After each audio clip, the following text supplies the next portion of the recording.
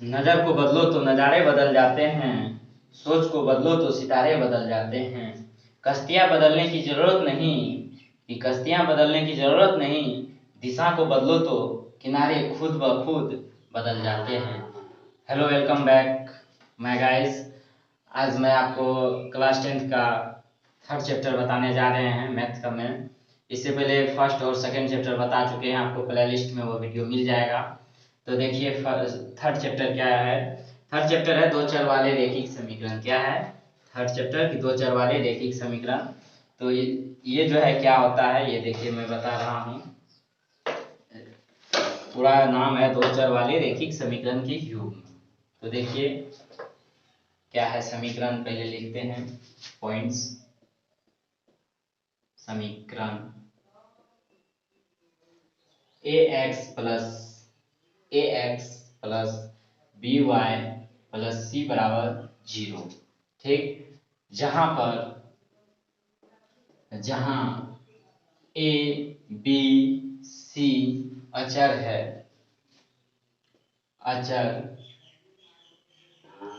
अचर है और दो चर वाले रैखिक समीकरण, और इसमें दो चर वाले रैखिक समीकरण कहलाते हैं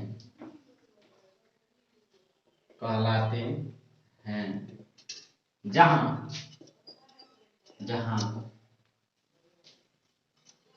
a डज नॉट 0 और b डज नॉट 0, यानी b बराबर और a बराबर 0 ना हो, वही रैखिक समीकरण, दो चर वाले रैखिक समीकरण कहलाते हैं।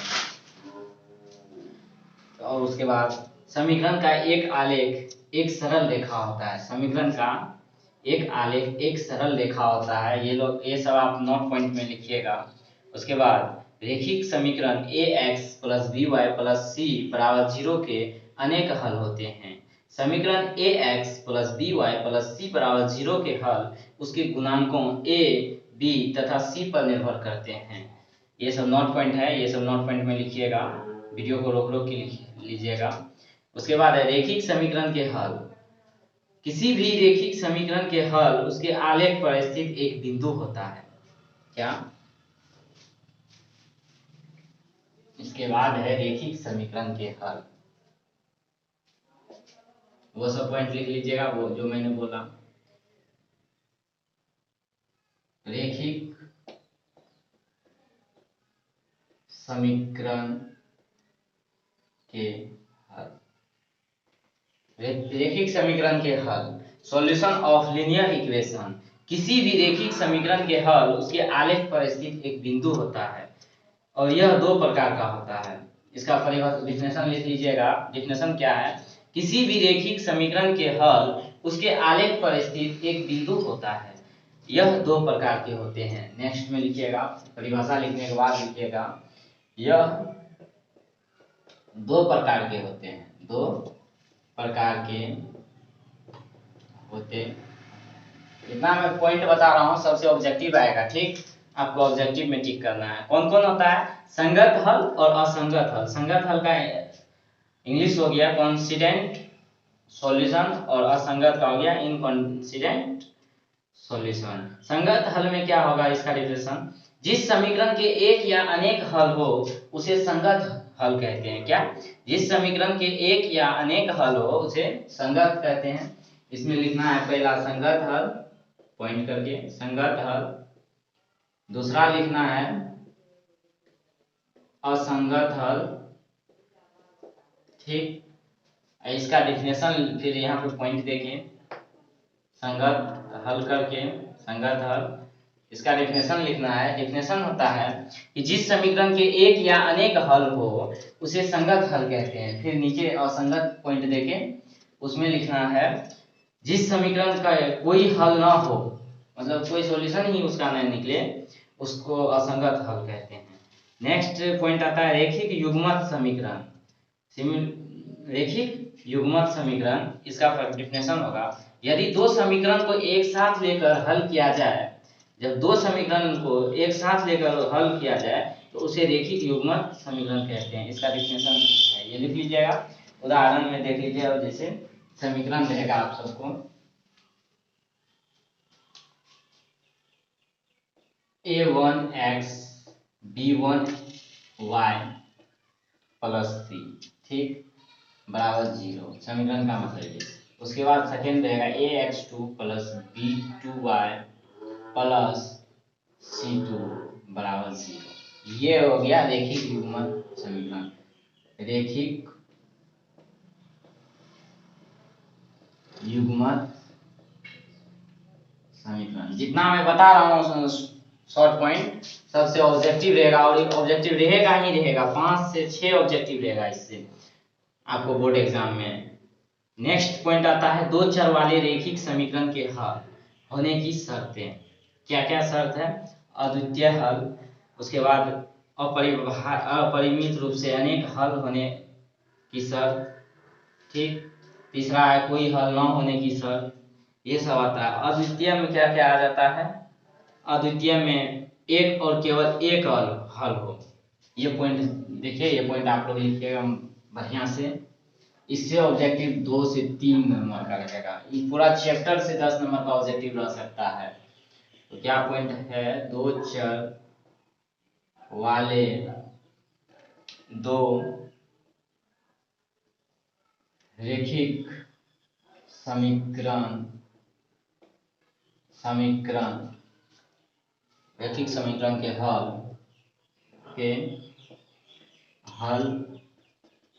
होने की शर्तें, ठीक। Condition of solution to linear equation in two variable, इसका इंग्लिश, ठीक, लिख ही देता हूँ।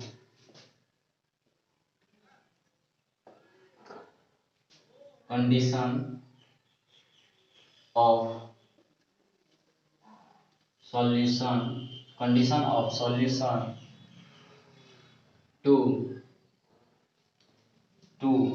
लीनियर इक्वेशन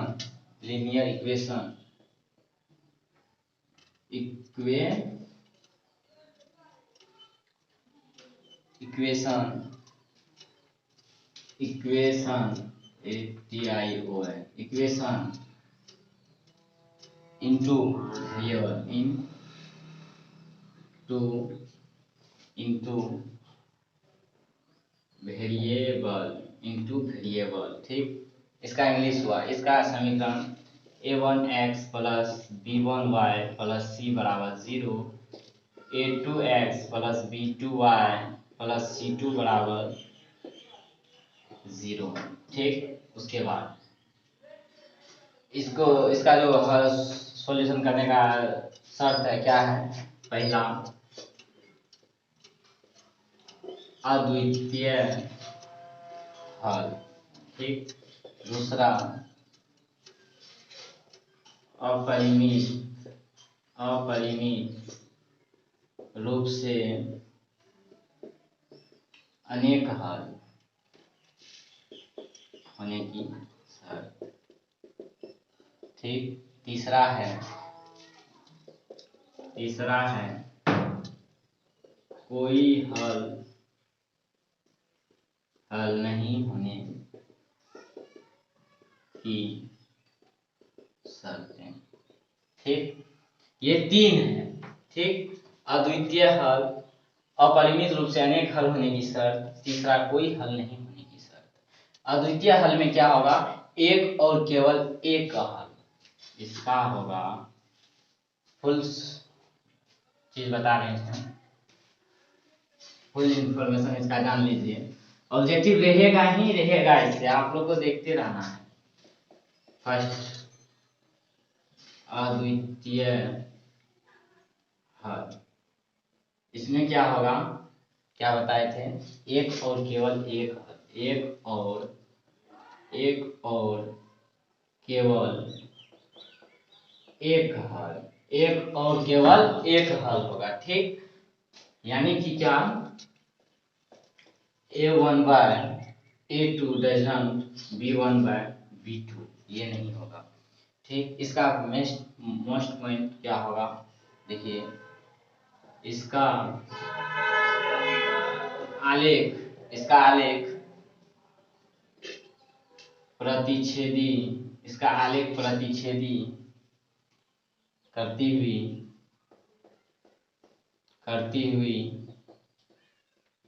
रेखाएं होगी।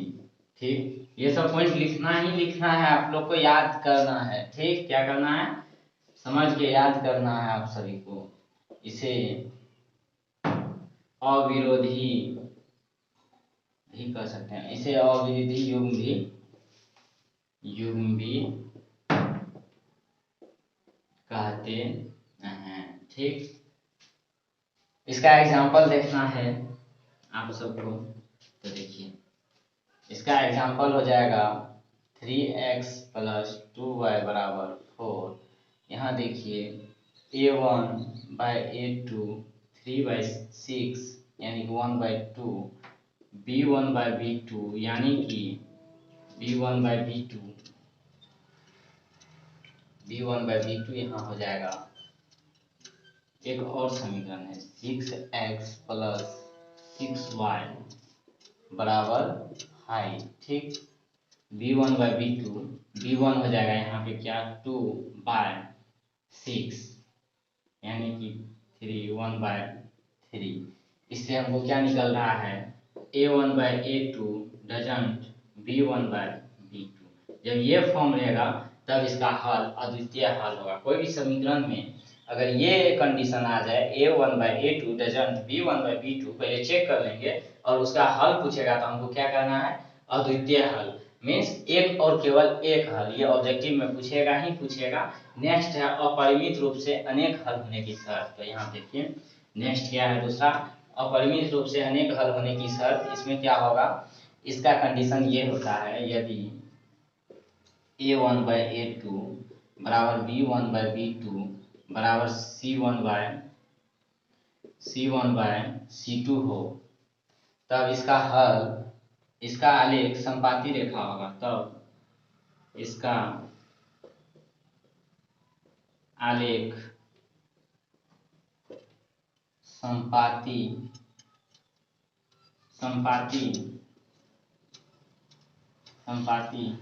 रेखा होगा। क्या होगा, संपाती रेखा होगा। और इसको इसे आश्रित युग्म भी कहते हैं, इसे आश्रित युग्म भी कहते हैं। ठीक, इसका एग्जांपल देख लीजिए। फॉर द एग्जांपल मान लीजिए 2x + 3y = 5, 6x + 9y = 15। ठीक, इसमें चेक करना है आप सभी को। इस फॉर्म में अगर आ गया, इस फॉर्म में आएगा नहीं आएगा, अगर इस फॉर्म में आ गया, देखिए अगर इस फॉर्म में आ गया, ये वाला फॉर्म में, इस फॉर्म में आएगा तो ही ये अपरिमित रूप से अनेक हल होगा। ठीक, कैसे चेक करना है, A1 बाय A2, A1 यहाँ पे क्या है 2 है, A2 क्या है 6 है, इसको कटाएंगे 1/3। ठीक, next A2 bye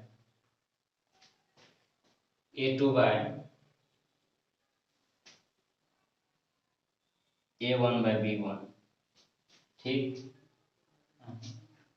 sorry A1 bye A2 B1 bye B2, B1 यहाँ क्या है 9 और B1 क्या है यहाँ पे 3, B1 3 और B2 क्या है 9, इसको कटेंगे 1/3। नेक्स्ट क्या है यहाँ पे C1 बाय C2, C1 है 5, C2 है 15, ये 1/3। तो इससे क्या कंडीशन निकला, A1 बाय A2 बराबर B1 बाय B2 बराबर C1 बाय C2। ठीक, अब देखिए तीसरा क्या था, इसको मिटाते हैं।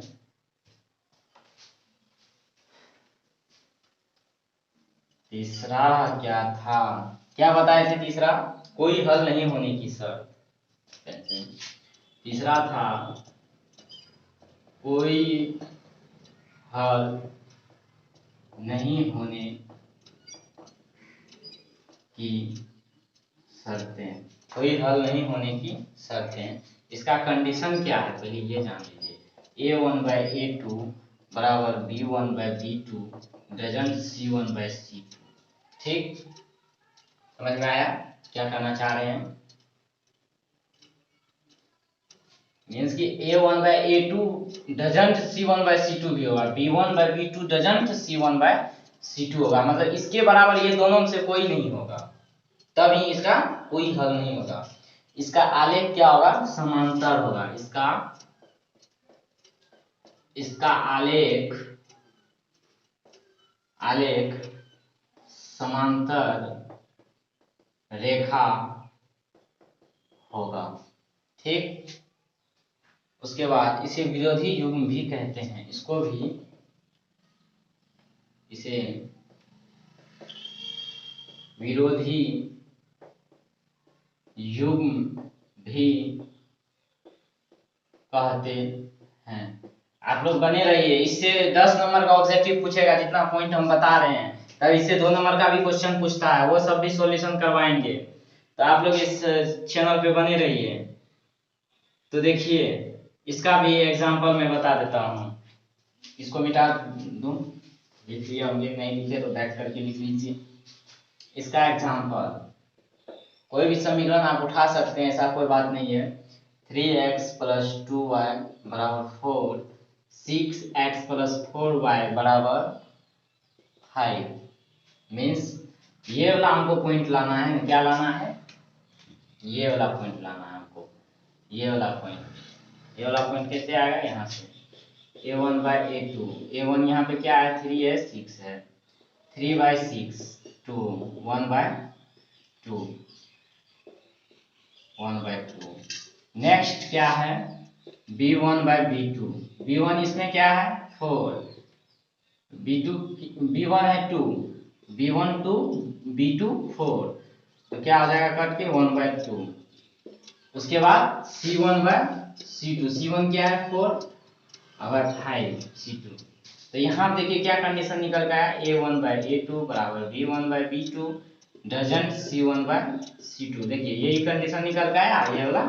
ये वाला जब भी कंडीशन आएगा तो इसका आलेख एनी टाइम समांतर होगा, और इसमें जब पूछेगा तो क्या है, इस टाइप का समीकरण दे देगा, यही दे देगा और बोलेगा कि ये क्या है, कोई हल नहीं होगा, या फिर अपरिमित रूप से अनेक हल होगा, या अद्वितीय हल होगा। ये 3 ऑप्शन देगा, एक दे देगा नॉन। तो आपको क्या लगाना है, कोई हल नहीं होगा। ठीक, अब नेक्स्ट आपको शॉर्ट दे देते हैं इस तीनों का ग्राफिया कैसा होगा क्या होगा, ये दोनों चीज दे देते हैं। इसको मिटा दूं, ठीक, इसको मिटा देता हूं। तब एक आलेख बना के मैं आपको दे रहा हूं, इससे ऑब्जेक्टिव रहता ही रहता है। ये रहा समीकरण के हल। क्या है ये, समीकरण के हल। सेकेंड है हल होने की शर्तें, और थर्ड क्या है, ग्राफीय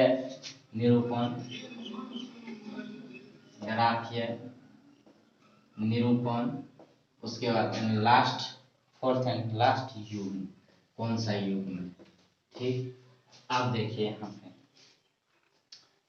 पहला अद्वितीय हल। क्या, अद्वितीय हल, अद्वितीय हल, अद्वितीय हल। हल होने की शर्त इसमें क्या होगा, a1/a2 डजंट b1/b2। अभी बताए फुल सॉल्यूशन। इसका ग्राफ्य क्या होगा, प्रतिच्छेदी क्या होगा इसका ग्राफ्य, प्रतिच्छेदी रेखाएं। सेकेंड युग्म, इसका युग्म क्या होगा, अविरोधी युग्म। ये सब भी लिखाए थे पॉइंट में, अविरोधी युग्म, अविरोधी युग्म। ठीक, नेक्स्ट पॉइंट देखिए, इसमें तो एक और केवल एक हल होता है, ये सब बताए नहीं है पीछे। अब देखिए नेक्स्ट है आपका अनेक हल। नेक्स्ट आपका क्या है? अनेक हल। नेक्स्ट है अनेक हल। अनेक हल में क्या होगा? a1/a2 बराबर b1/b2 बराबर c1/c2। इसका ग्राफियल निरूपण कैसा होगा? समपाती रेखा। क्या होगा? समपाती रेखाएं। और इसका युग्म कौन सा होगा? आश्रित युग्म। क्या होगा? आश्रित युग्म। एंड नेक्स्ट और लास्ट पॉइंट क्या है आपका? कोई हल नहीं। कोई हल नहीं। कोई हल नहीं। क्या? कोई हल नहीं।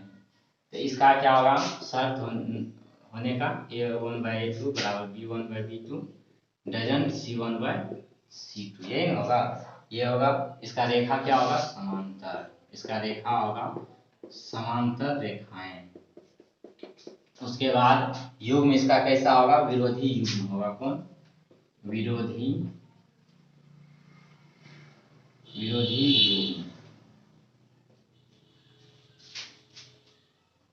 विरोधी युग्म। ठीक, उसके बाद देखिए एक चीज आपको, एक पॉइंट बताए थे संगत और असंगत के बारे में। क्या बताए थे? संगत और असंगत के बारे में। ये दो जो पॉइंट है, ये दो पॉइंट, इसको कहते हैं संगत। इसको क्या कहते हैं? संगत हल। ये इससे निकलता है संगत हल। और ये पॉइंट जो है, ये वाला पॉइंट, इस पॉइंट को क्या कहते हैं हम? असंगत हल। क्या कहते हैं? असंगत हल। इसका डेफिनेशन भी पीछे दिए थे, पीछे बताए थे संगत और असंगत किसे कहते हैं। संगत का बताए थे जिस समीकरण के एक या अनेक हल हो, उसको संगत कहते हैं। असंगत में बताए थे जिस समीकरण का कोई हल ना हो, वह असंगत कहलाता है। तो इसका कोई हल नहीं है, तो ये क्या कहलाएगा? असंगत। इससे 3 ऑब्जेक्टिव 4 ऑब्जेक्टिव पूछेगा ही पूछेगा, आप इसको नोट डाउन कर सकते हैं। नेक्स्ट आपका है method of solution of 2 linear equation in two variable. Means कि 2 चर वाले रैखिक समीकरण के सॉल्यूशन जो है 2 तरह से निकाल सकते हैं। क्या? कौन कौन? ग्राफिकल और अलजेब्रिक। ग्राफिकल विधि से भी और बीजगणितीय विधि से भी। तो इसमें मैं आपको या तो 5 तरह से भी निकाल सकते हैं। बीजगणितीय अलजेब्रिक मेथड में ग्राफिकल तो सिर्फ आपको हम शॉर्ट में बताएंगे एक दिन। ये वाला स्टेप में जो समीकरण इस पे बैठाते हैं, इस पे जो समीकरण बैठाते हैं, इस टाइप से निकाल सकते हैं एक सॉल्यूशन। एक निकाल सकते हैं अलजेब्रिक मेथड की तरह। अब इसको मैं मिटा रहा हूँ, मिटा दूँ। देखिए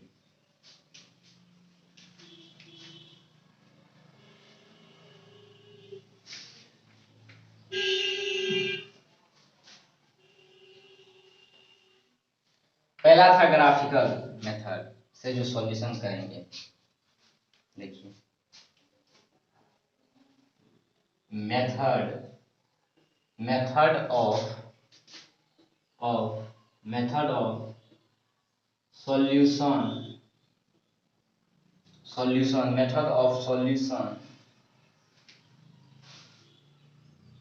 method of solution of two linear of two linear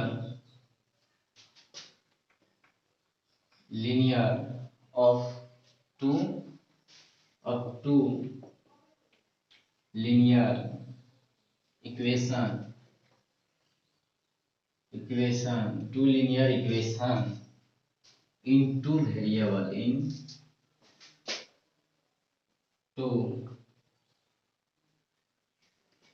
into variable। ठीक, पहला ग्राफिकल विधि। First graphical method. Second algebraic method,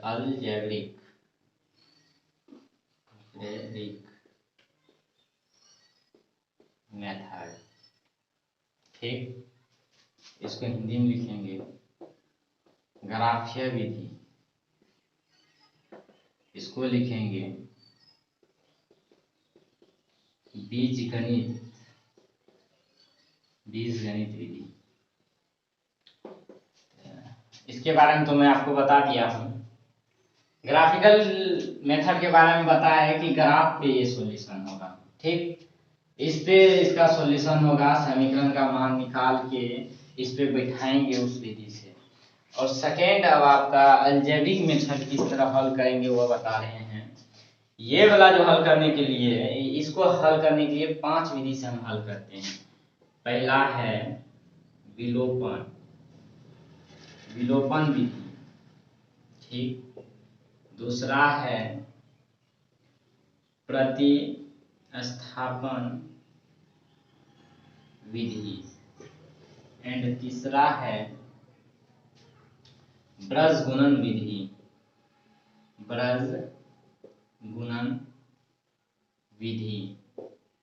चौथा है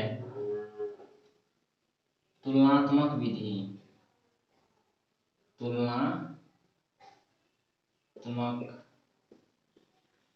विधि, एंड लास्ट एंड 5 नंबर है ब्रजगुणन विधि,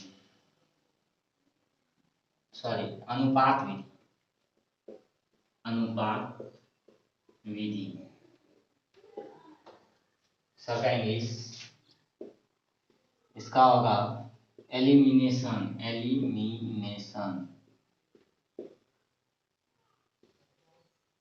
मेथड। इसका होगा सब्स्टिट्यूशन STITUTION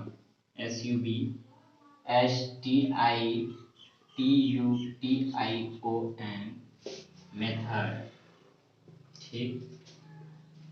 ब्रजगुणन विधि का होगा क्रॉस मल्टीप्लिकेशन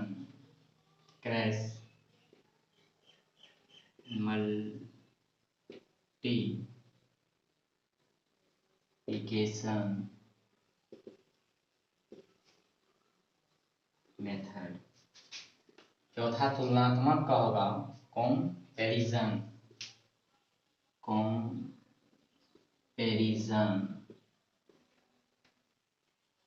मेथड। दिख रहा है आपको? इंक थोड़ा घट गया, इसमें इंक डालना पड़ेगा। Ratio method, RATIO ratio method, METHOD method. Ratio method, ये 5 विधि से हम सॉल्यूशन कर सकते हैं। कौन? Elimination method, substitution method, cross multiplication method, next है कंपैरिजन मेथड, और लास्ट है रेशियो मेथड। मींस विलोपन विधि से, प्रतिस्थापन विधि से, ब्रजगुणन विधि से, तुलनात्मक विधि से, अनुपात विधि से। इसमें मेन रूप से 3 विधि से जो है सॉल्यूशन करने के लिए आप सबको एग्जाम में मिलता है। अगर ब्रजगुणन विधि से मिल जाए तो ये 5 नंबर का क्वेश्चन रहता है, या फिर 2 नंबर का भी रहेगा। और ये विलोपन और प्रतिस्थापन और ब्रजगुणन विधि जो है, ये 2 को जो है आपको 2 नंबर के लिए ही रहता है। अगर ये ग्राफिकल मेथड से दे देगा, ये भी अगर सवाल देगा, ये भी 5 नंबर का पूछेगा, ठीक। तो आप सबको बताएंगे मेन रूप से ब्रजगुणन विधि, प्रतिस्थापन और विलोपन विधि। तो सॉल्यूशन जब करने लगेंगे नेक्स्ट चैप्टर एक्सरसाइज में क्वेश्चन का, जब सॉल्यूशन करेंगे तो उस वक्त मैं बता दूंगा कौन ब्रजगुणन विधि से हम हल कर रहे हैं, कौन प्रतिस्थापन से, कौन विलोपन से। तो क्योंकि इसका सॉल्यूशन करने में आपका वीडियो काफी बड़ा बन जाता है और आप लोग देख नहीं पाते हैं पूरा वीडियो, हमको मालूम है। अगर आप लोग देखते तो बिल्कुल ही कमेंट करते। आप लोग ज्यादा से ज्यादा इस वीडियो को शेयर कीजिए। अभी फिलहाल आज इतना बेसिक चीज ही बताए, इतना ही चीज जो जितना बताए इससे 10 नंबर का ऑब्जेक्टिव रहेगा आपका मैथ में। 10 नंबर का ऑब्जेक्टिव इससे ही रहेगा। 10 मिनिमम 5 आप जवाब दे के आ सकते हैं, 5 रहेगा 10। तो इसे साइड से सॉल्यूशन भी दे देता है, इस कारण से बोल रहे हैं कि 10 रहेगा। ऐसे 5 रहेगा ही रहेगा। तो आप सबको बनाना है और इतना नोट पॉइंट करके रखना है, आपको याद करके रखना है। Thank you so much. ज़्यादा से ज़्यादा वीडियो को शेयर कीजिए। Thank you.